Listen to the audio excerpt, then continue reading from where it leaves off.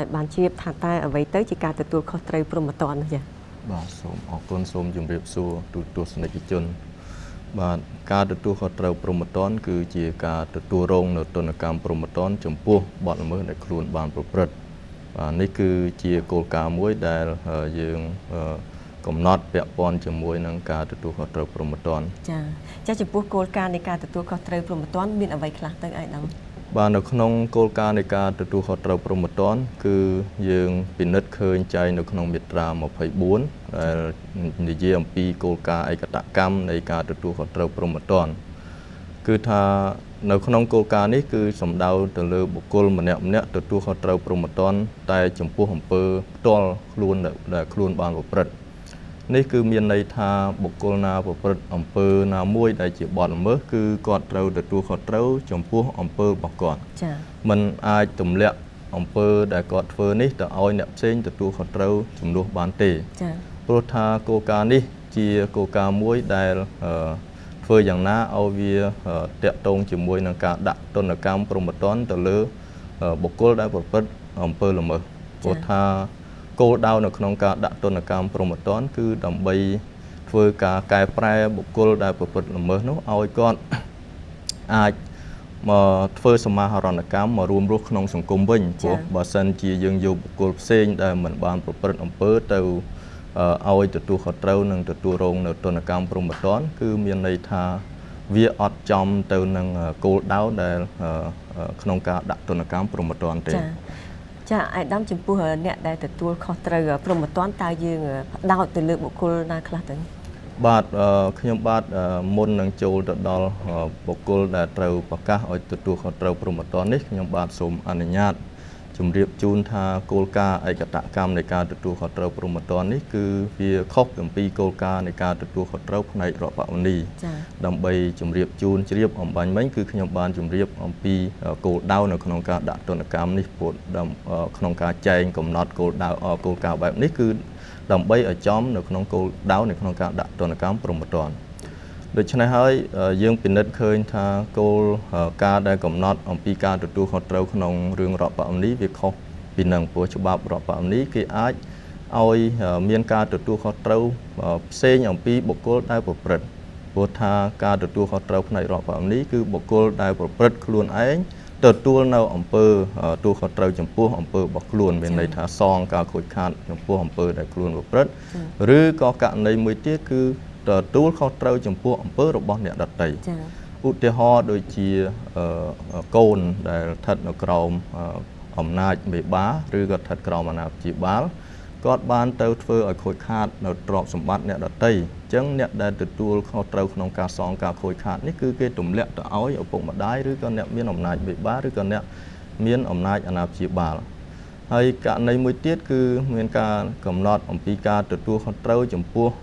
អំពើរបស់វត្ថុឬក៏អំពើរបស់សត្វនេះគឺជាគោលការណ៍ដែលយើងពិនិត្យឃើញនៅក្នុង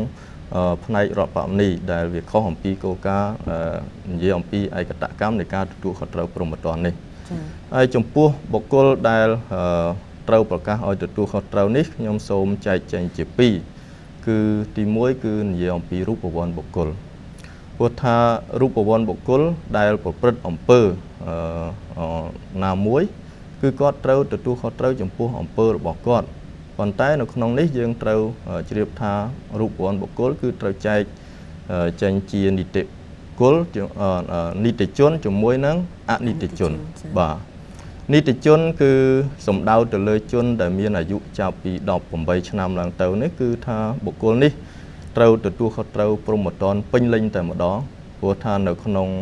ក្រមព្រហ្មទណ្ឌគឺបានចែងនៅក្នុងមាត្រាមាត្រា38គឺចែងអំពីនីតិភាពនៃការទទួលខុសត្រូវព្រហ្មទណ្ឌអញ្ចឹងចំណុចនេះគឺថាជនដែលមានអាយុចាប់ពី18ឆ្នាំឡើងទៅហើយបានប្រព្រឹត្តបទល្មើសណាមួយគឺគាត់ត្រូវទទួលខុសត្រូវព្រហ្មទណ្ឌពេញលេញចំពោះបញ្ហាអនីតិជនវិញគឺថាជនដែលមានអាយុក្រោម18ឆ្នាំខ្ញុំសូមចែកចេញជាពីរគឺជនដែលមានអាយុពី14ឆ្នាំទៅក្រោម18ឆ្នាំបុគ្គលនេះគឺថានៅពេលប្រព្រឹត្តបទល្មើសគឺគាត់នៅតែទទួលខុសត្រូវព្រហ្មទណ្ឌប៉ុន្តែការទទួលខុសត្រូវព្រហ្មទណ្ឌរបស់គាត់គឺ តុលាការត្រូវថ្លឹងថ្លែងដែលពាក់ព័ន្ធជាមួយនឹងកលៈទេសៈនៃបទល្មើសដែលគាត់ប្រព្រឹត្តតាក់ទងជាមួយនឹងបុគ្គលិកលក្ខណៈរបស់បុគ្គលនេះដោយសារតែអនិច្ចជនវិធានការនៅក្នុងការដាក់ទណ្ឌកម្មគាត់គឺក្នុងគោលដៅធ្វើការតាមដានឬក៏ធ្វើការអប់រំឬក៏វិធានការការពារឬវិធានការឧបត្ថម្ភផ្សេងអញ្ចឹងគឺថាតាក់ទងជាមួយនឹងការទទួលខុសត្រូវរបស់អនិច្ចជនដែលមានអាយុពី14ទៅក្រោម18ឆ្នាំគឺថានៅតែទទួលខុសត្រូវដែរប៉ុន្តែអំពីស្ថានភាពដែលថាទទួលឲ្យដូចនីតិជនគឺមិនដូចទេគឺវាមានកម្រិតស្រាលជាងបាទ